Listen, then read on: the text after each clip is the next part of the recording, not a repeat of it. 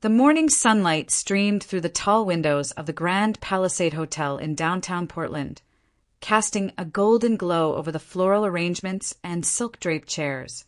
It was supposed to be a perfect day, the day Chloe Bennett would marry Adrian Blake, the man she had called the love of her life. For Laura Bennett, standing before the mirror in her soft, dove-gray dress, it was also the culmination of 16 years of sacrifice. 16 years since she had rolled her first batch of pastries in a second-hand food truck after her husband left. 16 years of dawn spent baking, of late nights balancing bills, of building Bennett and Company. Patisserie from nothing into one of the most sought-after dessert brands on the West Coast. And today, all of it felt worth it. Chloe, radiant and glowing in her lace gown, had tears in her eyes when she turned to Laura earlier that morning and whispered, "We did it, Mom." Laura had smiled, her heart swelling with pride. "No, sweetheart," she'd said, "you did it." At 10:13 a.m., 5 hours before the ceremony, the bridal suite hummed with the soft chatter of bridesmaids and the scent of white roses. Chloe was in the makeup chair, a bundle of nerves and joy, when she suddenly looked up. "Mom, I left my bouquet in Adrian's prep room when I dropped off his gift.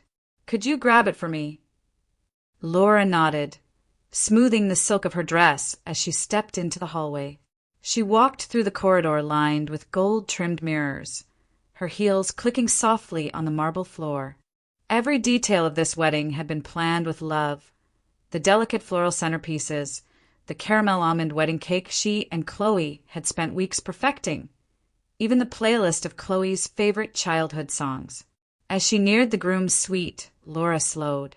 The door was slightly ajar, laughter spilling out. She lifted her hand to knock, but a voice, Adrian's, cut through the air. "Just a few more hours, guys," he was saying, his tone dripping with arrogance. "Once I sign those papers, I'll have control of Bennett and Company. Marrying that pathetic cow is a small price to pay to get back what my father lost." The words struck Laura like a physical blow. Her knees buckled, and she pressed a hand against the cool wall to steady herself. Inside, more laughter erupted. "But you'll have to sleep with her, man," another voice teased. "Nothing a bottle of tequila can't fix," Adrian replied, and the men roared again. "She's so desperate, she believes me when I say I love her. And her mother, that clueless old hag, slaving away day and night at that bakery. She has no idea that in 6 months we'll sell everything and she'll crawl right back to whatever hole she came from." Laura's vision blurred. Blood roared in her ears. For a moment she couldn't breathe. Her hands trembled as fury surged through her veins, hot and uncontrollable. She wanted to burst through that door, to wipe the smug grin off Adrian's face, to tear down every illusion he had spun around her daughter. But she didn't. She turned away, pressing her forehead against the cold plaster of the wall, fighting to steady her breath. Chloe, sweet, hopeful Chloe, who had dreamed of a fairy tale wedding and believed she had found her prince. Chloe, who had spent nights with Laura in the bakery kitchen, laughing through exhaustion as they whisked batter and planned a future together. Chloe, who was about to marry a monster. Laura's chest ached as she walked back toward the bridal suite without the bouquet. Her mind raced, tangled in grief and rage. How could she destroy her daughter's dream day? And how could she stay silent and watch her walk into a trap she would never escape from? She leaned her forehead against the wooden door of Chloe's room, silent tears streaking her cheeks. One thing was suddenly, painfully clear. She had a choice to make, and she would have to make it fast. In that hallway, something shifted inside Laura Bennett. The woman who had built a business from nothing, who had endured betrayal and hardship, felt her resolve harden into steel. Adrian Blake would never lay a finger on what she and her daughter had built. Not their bakery, not their legacy, not their lives. Laura Bennett sat on the edge of a velvet chair in the bridal suite, her pulse still racing from what she had overheard. The sound of Adrian's mocking voice echoed in her ears, each word replaying like a hammer striking the same spot in her chest. 16 years of sacrifice. 16 years of building a future for her daughter. And now it was all at risk of being devoured by a man who saw Chloe as nothing more than a shortcut to money. Rage burned beneath her ribs, but it was quickly tempered by resolve. She would not allow it. Not now. Not ever. She stepped into the hallway, phone clutched tightly in her hand, and dialed a number she knew by heart. "Antonio, it's Laura," she said, keeping her voice low and steady. "I need you at the hotel. Now." Antonio Rivera had been more than just an accountant. He had been Laura's confidant, her advisor, and one of the few people who understood the blood, sweat, and tears poured into Bennett and Company. Patisserie. He arrived in under 30 minutes, carrying a leather briefcase and an expression of concern. They met in a quiet alcove near a side staircase, away from the bustle of wedding preparations. "What happened?" Antonio asked, scanning her pale face. Laura told him everything. Every cruel word Adrian had spoken, every degrading laugh. By the time she finished, Antonio's jaw was clenched tight. "That bastard," he muttered. "We can't let him anywhere near the business." "I want to activate the contingency plan," Laura said. "Today. Right now." Antonio blinked. "Laura, that plan was meant for emergencies, if something happened to you. Are you sure?" She nodded, her hands trembling, but her voice steady. "I'm sure. It's the only way to protect Chloe. If she marries him, I won't be able to stop him legally unless the company is beyond her direct control. I need to make sure he can't touch a cent, no matter what." The plan was one they had devised years ago, back when the bakery's success first began to draw attention from investors and competitors. It involved transferring ownership of the company into a holding entity controlled by Laura, Antonio, and Laura's sister, Marissa. Chloe would remain the sole beneficiary, receiving a monthly distribution and eventual full ownership, but she would not be able to sell, mortgage, or transfer the company's assets without the approval of at least 2 of the 3 managers. Antonio hesitated for only a second before nodding. "All right, let's do it." They moved quickly. Antonio opened his briefcase and spread a stack of pre-drafted legal documents across the polished wood of a side table. He pulled out his laptop, connecting to the law firm's secure portal, while Laura made a flurry of calls to their attorney, to the bank, to a notary public they trusted. What would normally take weeks was compressed into hours, thanks to the network they had built over the years. By early afternoon, Bennett and Company. Patisserie no longer belonged directly to Laura Bennett. It now existed as Bennett Holdings LLC, managed by Laura, Antonio, and Marissa. Chloe was still its future, but Adrian Blake would never lay claim to any part of it, no matter what state law said about marital property. When Antonio handed her the final signed documents, Laura let out a breath she hadn't realized she was holding. The weight that had sat on her chest since that morning shifted, lighter in some ways but heavier in others. "It's done," Antonio said softly. "He can't touch the business now." Laura nodded, her voice barely a whisper.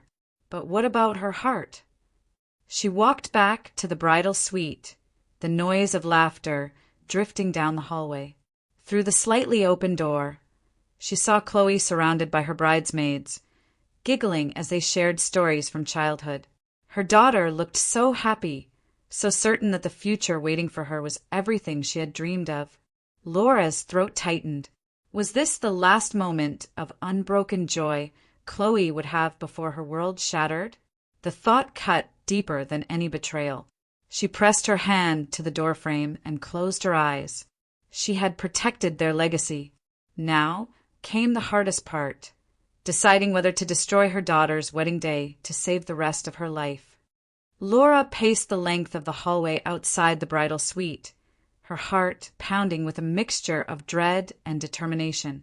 She had signed the documents, locked down the business, and secured everything she and Chloe had built.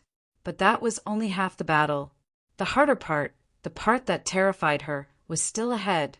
She had to tell her daughter the truth. And once she did, there would be no turning back. She pushed open the door and stepped inside.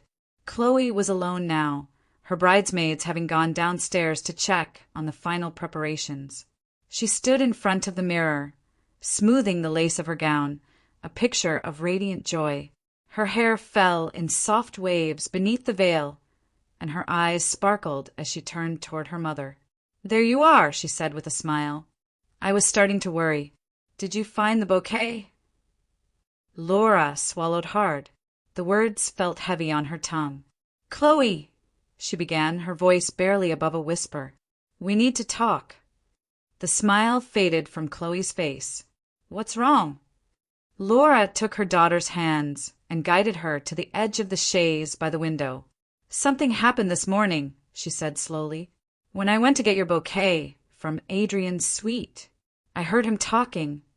Chloe frowned, confusion knitting her brows. "Talking? About what?" Laura drew a breath, steadying herself. "About you. About me.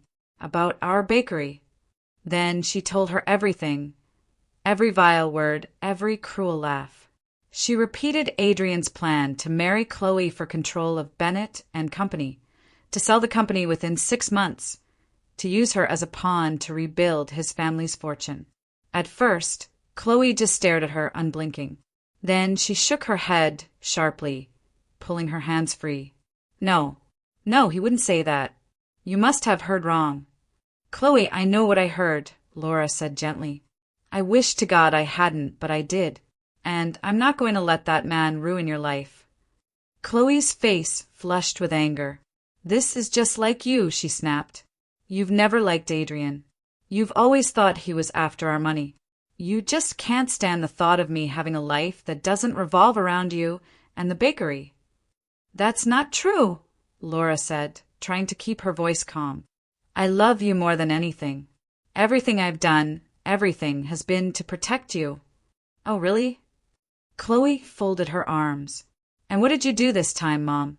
What's your grand plan now?" Laura hesitated only a moment before reaching into her purse and pulling out a thin folder. "I moved the company into a holding entity this morning. You're still the beneficiary. You'll receive income. And eventually, you'll inherit everything. But you can't sell it or sign it over. Not even if you're married." Chloe stared at the papers as if they were written in another language. Her hands trembled when she took them. You did this without even telling me." "I did it to protect you," Laura whispered. "To make sure Adrian can't touch a thing, no matter what happens." The silence that followed was deafening. Chloe's chest heaved as she tried to process it all. Then she threw the papers onto the floor. "I can't believe this. You're trying to ruin my wedding. You've been trying from the start." "That's not true," Laura pleaded, but Chloe was already pulling out her phone, her hands shaking with fury. "Fine," Chloe said through gritted teeth. "If you're so sure about what you heard, then we'll clear it up right now." Before Laura could stop her, Chloe pressed the call button. "Adrian," she said when he answered, "I need you to come up here. Now." The words hung in the air like a storm cloud ready to break. And as Laura stood there, watching her daughter's face twist in anger and betrayal, she knew the next few minutes would change both of their lives forever. The knock on the door came less than 5 minutes later, sharp and impatient. Chloe's breath hitched as she called out, "Come in." The door swung open, and Adrian Blake stepped into the room with the easy confidence of a man who believed he had nothing to fear. His tailored navy suit was immaculate, his smile soft and concerned as his gaze swept over Chloe's flushed face. "What's going on, sweetheart? You sounded upset." Chloe didn't answer. She stood rigid, her arms crossed over the bodice of her gown, eyes burning with betrayal. Laura stood a few feet away, her jaw tight, hands clenched at her sides. The air in the room was thick enough to choke on. "Adrian," Chloe said, her voice trembling, "Mom says she overheard you this morning, saying terrible things about me, about us, about the bakery." For the briefest flicker of a second, something changed in Adrian's expression. A flash of alarm, gone as quickly as it appeared. Then he laughed, a light, dismissive sound. "What? Chloe, that's ridiculous." He turned to Laura, the corners of his mouth twisting into a polite smile that didn't reach his eyes. "I'm sorry, Laura, but you must have misunderstood something. I would never say anything bad about either of you." Laura didn't blink. "I didn't misunderstand. I heard every word." "I don't know what you think you heard," Adrian said, spreading his hands as if trying to soothe a frightened child, "but it wasn't that. Maybe you caught part of a joke and misinterpreted it. The guys were teasing me. You know how men talk when they're nervous before a wedding." Chloe glanced at her mother, her lips parting as uncertainty flickered in her eyes. Adrian saw it and stepped closer, his voice low and gentle. "Sweetheart, I love you. I would never, ever marry you for money. This is about us, about the life we're going to build together." He reached for her hand. "Don't," Laura snapped. Her voice was sharper than she intended, but she didn't care. "Don't lie to her." Adrian turned, his charm beginning to crack. "I'm not lying," he said coldly. Laura's pulse hammered in her ears.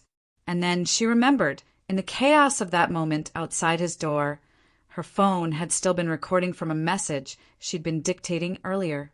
Hands shaking, she reached into her purse and pulled it out.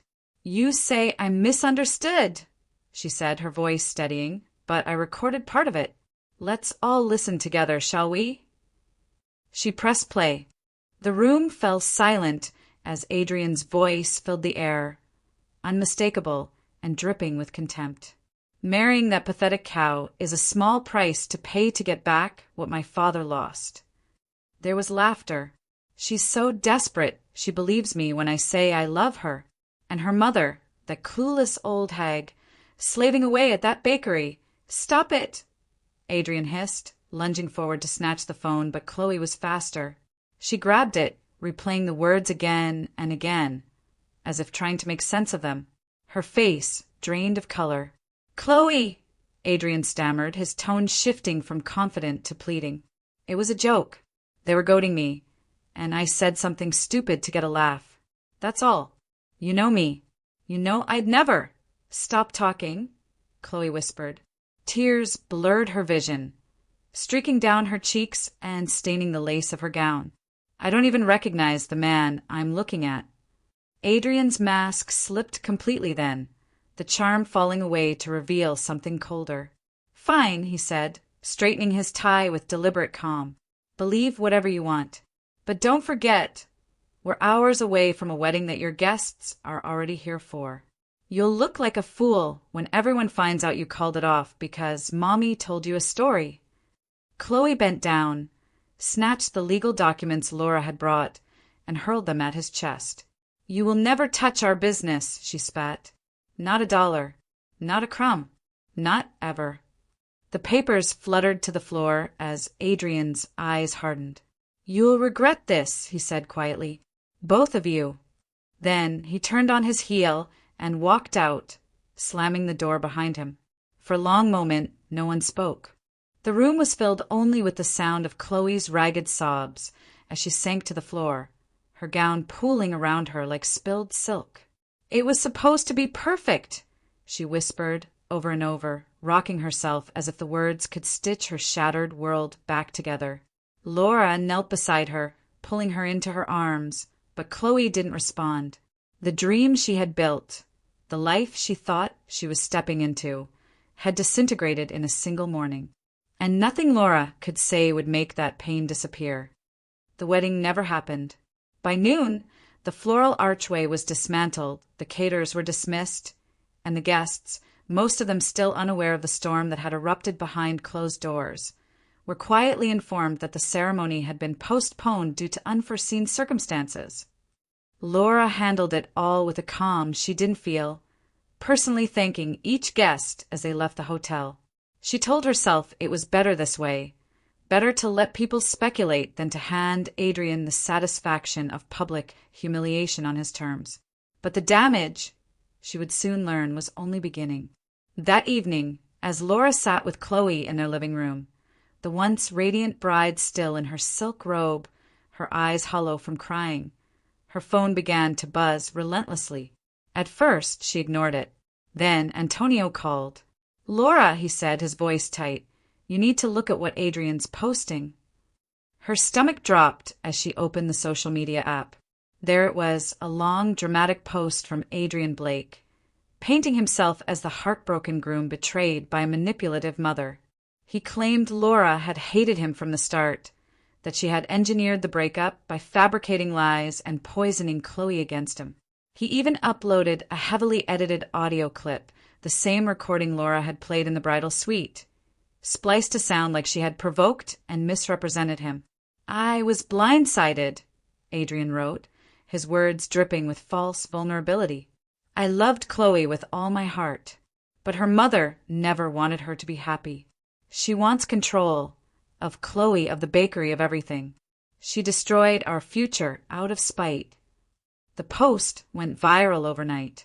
By morning, it had been shared thousands of times, amplified by gossip blogs and local influencers who knew nothing of the truth. Hashtags accusing Laura of manipulation and abuse trended in Portland. Commenters flooded Bennett and company. Patisserie's page with one-star reviews and hateful messages. "Boycott this toxic business," one read. "They ruin lives." Within days, the fallout spread beyond the screen. 2 major corporate clients canceled their contracts, citing reputational concerns. A group of protesters appeared outside the bakery, holding cardboard signs that read, "Stop family exploitation," and "Justice for Adrian." Even some of Laura's friends, people she had known for years, stopped calling. Inside the bakery, the mood was heavy and uncertain. Foot traffic dwindled, and several employees resigned, fearful of being associated with the scandal. The once lively kitchen, always filled with laughter and the smell of sugar and spice, now echoed with silence and the hum of empty refrigerators. Chloe watched it all unfold like someone trapped in a nightmare. She barely ate. She barely slept. Most nights she sat on the couch, scrolling through the endless tide of hateful comments until her eyes burned. "I was so blind," she whispered one night, staring at an old photo of her and Adrian at a wine tasting, their smiles wide and carefree. He was always asking about the bakery, about finances, about future plans, and I thought it was because he cared. Laura knelt beside her, brushing a tear from her daughter's cheek. "You weren't blind," she said softly. "You trusted someone who didn't deserve it. That isn't a flaw, it's love." But Chloe shook her head, her voice breaking. "No, Mom. It's stupidity. And because of me, everything we built, is falling apart." Laura wrapped her arms around her daughter as she wept, her own chest aching with helplessness. She had faced setbacks before, but never one this personal, never one that felt like a war being waged inside their very home. And deep down, she knew this was only the beginning. Adrian Blake had declared war, and he was nowhere near finished. By the 3rd week after the wedding fiasco, the fight had moved from gossip blogs to courtrooms. A thick envelope arrived by courier one gray Monday morning, bearing the letterhead of a San Francisco law firm. Inside was a lawsuit, Adrian Blake versus Laura and Chloe Bennett, alleging defamation, intentional interference with prospective economic advantage, and breach of a verbal agreement to make him a partner in Bennett and Company. Patisserie after the wedding. Laura read the words twice, her hands trembling. Adrian was claiming that she and Chloe had maliciously fabricated false statements to ruin his reputation and that they had reneged on an agreement to grant him ownership shares in the company, an agreement that existed only in his imagination. To make matters worse, the suit demanded financial damages and a public retraction of the false accusations. "He's weaponizing the legal system," Antonio said bitterly when he came over to review the paperwork. "This isn't about justice, it's about control." It got worse. Within days, Adrian's attorney, a notorious media-savvy litigator named Marcus Hale, appeared on local news channels, portraying Adrian as a victim of slander and family manipulation. He spoke with the smooth, rehearsed charm of a man who knew exactly how to sway public opinion. "My client was ready to build a future with the woman he loves," Hale told one anchor. But her mother, driven by greed and a desire for control, orchestrated a malicious campaign to destroy his reputation and deny him the partnership he was promised. Chloe threw the remote across the room when she saw the segment. "A verbal partnership agreement? He's delusional," she shouted. But Adrian wasn't acting alone. Days later, Carla, the wedding planner Laura had trusted for months, appeared in a sworn statement claiming that Laura had expressed her intent to stop the wedding before the big day. Carla alleged that Laura had confided she would do whatever it takes to prevent the marriage and that she had been plotting ways to cut Adrian out of the company. "That's a lie," Laura whispered as she read the statement. Her chest felt tight, her pulse thundering in her ears. Carla had always been polite, even warm. Why would she betray them now? The answer was obvious. Adrian was paying her. Laura knew they couldn't fight this battle alone. At Antonio's urging, she reached out to Elena Vasconcelos, a seasoned attorney known for dismantling corporate smear campaigns. Elena was calm and methodical, the kind of woman who made chaos feel navigable. She met them in Laura's office after hours, the air heavy with sugar and despair.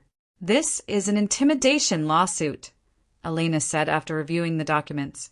"He's hoping you'll cave before it reaches trial, but his case has holes big enough to drive a delivery van through. A verbal partnership agreement is nearly impossible to enforce without corroborating evidence, and his defamation claim hinges on proving that what you said was false and malicious. But if you have that recording, even partial, it will gut his argument." "What about Carla?" Chloe asked, her voice small. "She'll crumble under cross-examination," Elena replied with certainty. "Her testimony is inconsistent with her previous communications, and we'll subpoena those records." Then Elena leaned back in her chair, her eyes sharp. "But we won't just play defense. We'll file a countersuit, defamation, harassment, and economic interference. And we'll fight this not only in court, but in the court of public opinion. He wants a media war." She smiled thinly. "We'll give him one." For the first time in weeks, Laura felt a flicker of something she hadn't allowed herself to feel. Hope. The road ahead would be brutal, but she was done being afraid. Adrian Blake had declared war. Now they would fight back with truth, with law, and with every ounce of strength they had left. The lawsuit hit the local press within a week, and Laura realized they could no longer stay silent. Under Elena Vasconcelos' guidance, they filed a countersuit against Adrian for defamation, harassment, and tampering with evidence. The legal documents meticulously detailed his false statements, the doctored audio clip, and the financial damage his smear campaign had caused. It wasn't just about clearing their names anymore. It was about reclaiming their dignity and fighting for the life they had built. But Elena was clear. Legal action alone wouldn't be enough. "He's not fighting this in court," she told them during a late-night strategy meeting. "He's fighting it online on podcasts in the public arena. If we don't meet him there, we'll lose even if we win here." So Laura and Chloe hired a small but fierce PR team, specialists in crisis communication, to tell their story on their terms. They released a detailed statement about the origins of Bennett and Company. Patisserie, describing how Laura had started the bakery with $2,000 in savings and built it with Chloe at her side. They emphasized the values that define their brand: integrity, family, and resilience. Short, documentary-style videos of Laura and Chloe working side by side in the bakery kitchen began circulating online, accompanied by heartfelt captions about overcoming adversity. The narrative slowly began to shift. Some longtime customers publicly voiced their support, sharing memories of birthday cakes and wedding desserts Laura had crafted for their families. "We know the Bennetts," one loyal customer wrote in a viral post. "They are not manipulators. They are survivors." It wasn't a tidal wave of change, but it was a start.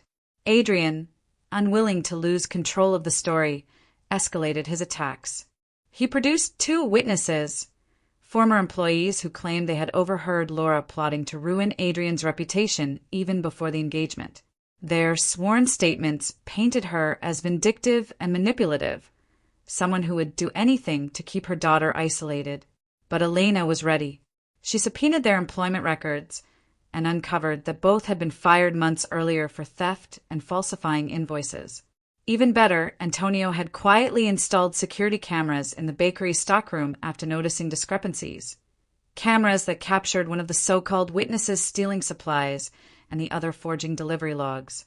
When the footage surfaced, it shredded their credibility and dealt a heavy blow to Adrian's case. Despite these small victories, the damage to Bennett and company was undeniable. Sales had plummeted by nearly 40%, and cash flow was drying up. Laura made the heartbreaking decision to let go of several employees, people who had been with her since the bakery's earliest days. "I'll bring you back when we recover," she promised each of them, her voice breaking as she handed out severance checks. But even those cuts weren't enough. To keep the ovens running and the doors open, Laura mortgaged the small craftsman-style house she had bought a decade earlier, the home where Chloe had celebrated every birthday since she was 10. Signing those papers felt like losing a piece of herself, but she did it without hesitation. "It's just a house," she told Chloe, forcing a smile she didn't feel. "We can build another one. What matters is that we don't let him destroy us." And so they fought in courtrooms and comment sections, with legal filings and social media posts, with truth and with unyielding will. Each day felt like a battle, each night like a retreat. But Laura knew they were still standing, and as long as they were standing, the war was far from over. It started with a quiet conversation in the back office of the bakery on a rainy Thursday morning. Gustavo Alvarez, one of Bennett and Company's oldest suppliers and a friend since the food truck days, sat across from Laura and Chloe with a troubled expression. "I don't know how much longer I can hold them off," he said, fingers tightening around his coffee cup. "Adrian's been reaching out, not just to me, but to other vendors too. He's offering higher commissions if we cut ties with you. And he's talking to your competitors, trying to convince them to lock you out of the market entirely." Laura felt her stomach twist.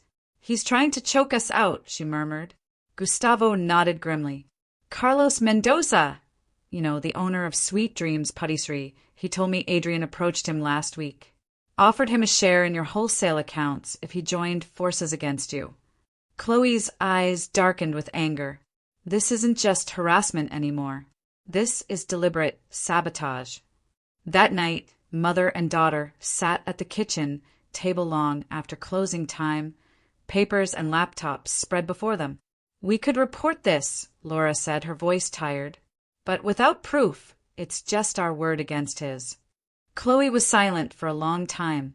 Then she lifted her gaze, a spark of determination flickering in her eyes. "What if we got proof?" Laura frowned. "How?" "Gustavo," Chloe said. "He's already in contact with Adrian. What if he pretends to agree to Adrian's offer? Meets him somewhere public, somewhere legal to record. Oregon's a one-party consent state. If we capture Adrian admitting what he's doing, we'll have something no lawyer can twist." Laura hesitated. The idea was risky, but it was also brilliant. "It would have to be natural," she cautioned. "No leading questions. If it sounds like a setup, the recording could be thrown out." "I know," Chloe replied, "but we're running out of options." Gustavo agreed without hesitation. "He's crossed too many lines," he said. "If I can help stop him, I will." 3 days later, the plan was in motion. Gustavo arranged a meeting with Adrian at a trendy cafe downtown, posing as a supplier ready to cut a deal. Laura and Elena sat in a car parked half a block away, a laptop open to a secure recording feed Gustavo had set up on his phone. Chloe sat in the back seat, her hands clenched tightly in her lap. Adrian arrived late, dressed casually but exuding arrogance. They ordered coffee, exchanged pleasantries, and then Gustavo steered the conversation where they needed it to go. "Once I have enough suppliers on board," Adrian said, his tone low and confident. "They'll have no choice but to sell or fold. I'll make sure no one wants to do business with them. And when that pathetic little bakery goes under, I'll buy it for pennies." Laura's grip on the armrest tightened. Adrian wasn't done. "Chloe's too naive to see the big picture," he sneered. "And her mother! God, that bitter old woman still thinks hard work means something. Let's see how much pride she has left when she's begging me for help." It took everything in Laura not to storm into the cafe and end it right there. But she stayed put, her jaw clenched, her heart pounding. They had what they needed. When Gustavo walked out 20 minutes later, he slid into the passenger seat and held up his phone. "Got it," he said simply. The recording was clear, damning, and dripping with malice. Adrian Blake had not only admitted to sabotaging Bennett and Company's business, but had done so while revealing the depth of his contempt for the women he had once pretended to love and respect. As they listened in silence, Chloe's eyes filled with tears, not of sorrow but of resolve. "This ends now," she said quietly. "No more playing defense."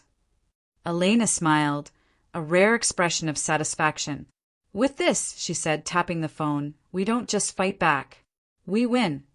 For the first time in months, Laura felt a glimmer of power shift back into their hands. Adrian thought he was orchestrating their downfall. But what he didn't realize was that his own arrogance had just built the trap that would destroy him. 2 days after Gustavo handed over the recording, Elena filed an updated motion with the court. The new evidence, a crystal-clear audio file of Adrian bragging about sabotaging Bennett and Company and mocking Laura and Chloe, was devastating. "This," Elena said as she slid the paperwork across Laura's desk, "is the nail in his coffin." But she didn't stop there. Elena knew the battle wasn't only about the courtroom. It was about the story being told in the public eye. With Laura and Chloe's approval, she arranged a press conference at a downtown law office, inviting local reporters and business journalists who had been following the case. On the day of the event, the room was packed with cameras and microphones, the air electric with anticipation. Elena began by recounting the harassment Laura and Chloe had endured, the false accusations, the doctored recordings, the economic sabotage. Then she played carefully chosen excerpts from the new recording. Adrian's voice echoed through the speakers, cold and triumphant. "Once I have enough suppliers on board, they'll have no choice but to sell or fold. When that pathetic little bakery goes under, I'll buy it for pennies." A collective murmur swept through the room. Reporters scribbled furiously as Elena continued. "This is not the voice of a man wronged," she said firmly. "This is the voice of a man who plotted to destroy a family business, manipulate public opinion, and profit from cruelty. And it is the voice of a man who underestimated the strength of the women he tried to crush." The press conference went viral within hours. Major news outlets picked up the story. Opinion columns that had once questioned Laura's integrity now condemned Adrian's actions. Hashtags shifted from justice for Adrian to stand with the Bennetts. Customers who had once vowed never to return flooded Bennett and Company's page with apologies and support. "We were wrong," one comment read. "We see the truth now." Even corporate partners who had canceled contracts reached out to make amends. 2 of them issued public statements expressing regret for believing Adrian's lies and announced renewed collaborations with the bakery. But perhaps the most damaging blow came from 2 women no one expected to hear from, Adrian's former partners. Both came forward separately, sharing eerily similar stories of how he had charmed them, drained their finances, and abandoned them when they were no longer useful. One even produced emails where Adrian boasted about manipulating investors using his relationships. Their testimonies painted a clear picture of a man who had built a pattern of exploitation, and it was impossible to ignore. Adrian's public image unraveled overnight. Sponsorships he had lined up vanished. A business venture he'd been pitching to a Seattle investor was abruptly canceled. For the first time, the man who had controlled the narrative was losing control completely. And then, in a move that stunned no one, Adrian's lawyer reached out to Elena with a proposal, a settlement. Adrian would drop his lawsuit and issue a public apology if Laura and Chloe agreed to do the same. It was a desperate attempt to stop the bleeding. Elena relayed the offer during a quiet meeting in the bakery's back office. Chloe listened without a word, her hands folded on the table. When Elena finished, she shook her head slowly. "No," she said. "He doesn't get to walk away from this." "Chloe," Laura said gently, "a settlement would end it quickly. We could move on." But Chloe's eyes were steady, her voice unwavering. "Mom, he tried to destroy us. He humiliated us, lied about us, nearly ruined everything you spent your life building. He has to answer for that." Laura looked at her daughter, no longer the starry-eyed bride-to-be, but a woman who had found her strength in the fire. And in that moment, she understood. This wasn't just about revenge. It was about justice. "Then we see it through," Laura said quietly. And for the first time in months, Chloe smiled, not with joy, but with fierce, unyielding resolve. The courtroom was silent as the judge shuffled through the final pages of the ruling. Months of depositions, hearings, and public battles had all led to this moment. Laura and Chloe sat side by side at the plaintiff's table, hands clasped tightly together. Across the aisle, Adrian Blake stared straight ahead, his once confident posture diminished, his eyes ringed with exhaustion. When Judge Reynolds finally spoke, his voice was measured but firm. "The court finds in favor of the plaintiffs, Laura and Chloe Bennett, on all counts." Time seemed to stop. Laura felt Chloe's hand tighten in hers as the judge continued reading. Adrian had been found liable for defamation, intentional interference with business relations, and harassment. He was ordered to pay substantial damages, enough to cover the financial losses Bennett and company had suffered, plus additional restitution for emotional distress. The ruling also required him to issue a public apology, admitting to the smear campaign and his attempts to sabotage the bakery. The courtroom buzzed as the word sank in. Adrian's attorney leaned over to speak to him, but Adrian didn't move. His career, his reputation, and his carefully constructed image had all crumbled in one stroke. For Laura and Chloe, it wasn't about the money. It was about vindication, about the truth finally, irrevocably being recognized.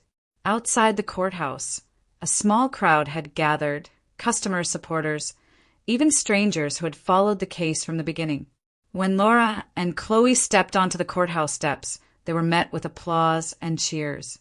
Flashbulbs burst as reporters shouted questions, but Laura only said one thing: justice matters.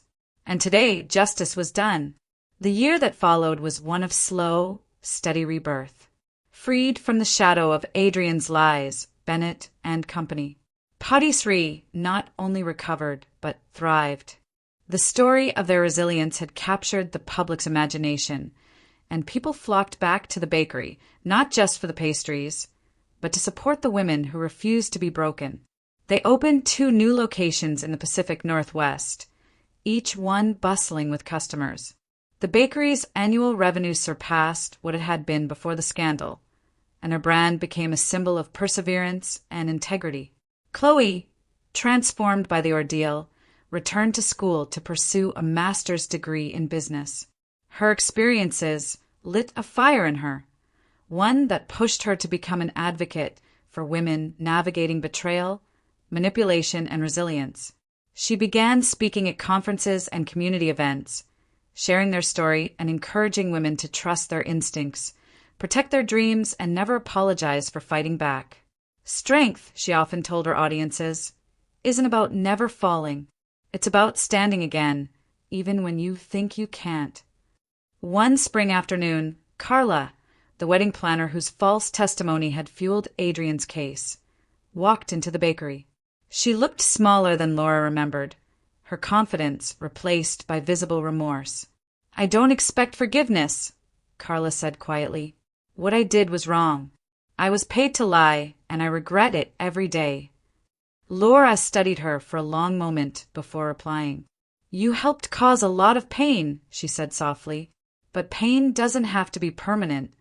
She accepted Carla's apology, not for Carla's sake, but for her own. Chloe did too. Forgiveness, they had both learned, wasn't about excusing betrayal. It was about refusing to let it define them. A year and a half after the verdict, Laura and Chloe published a book, From Flower and Fire, a mother-daughter journey through betrayal and back. It chronicled their story, the bakery's humble beginnings, the betrayal that nearly destroyed them, and the fight that rebuilt everything stronger than before. The book resonated deeply, particularly with women who had faced similar battles. Letters poured in from across the country. Women leaving toxic relationships, starting over after financial ruin, reclaiming their dignity after being underestimated. On the day the book launched, Laura and Chloe stood together outside their flagship bakery as the morning sun bathed the storefront in golden light. A new plaque hung by the door, engraved with a simple phrase that had become their mantra: "We rise from what tried to break us."